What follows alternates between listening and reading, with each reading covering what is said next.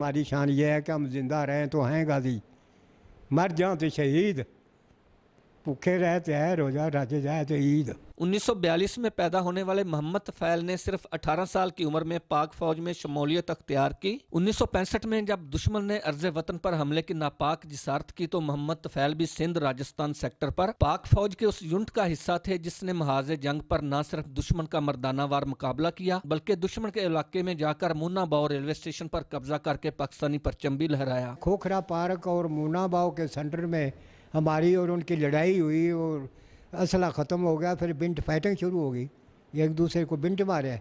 उसके बाद मुन्ना बाव पर हमने कब्जा किया।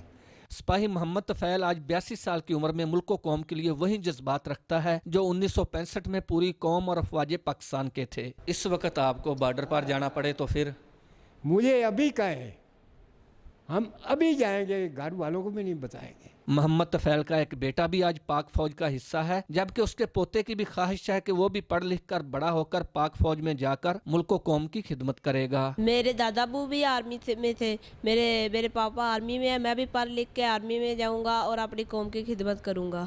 मोहम्मद तफैल दुआ गो है कि अल्लाह पाकिस्तान को ता क़यामत क़ैमो दायम रखे और उसमें रहने वाले सलामत रहें। पाक फौज जिंदाबाद, पाकिस्तान जिंदाबाद, पाकिस्तान जिंदाबाद। मोहम्मद इस्लाम गाजी, पाकिस्तान टेलीविजन न्यूज़, शेखुपुर।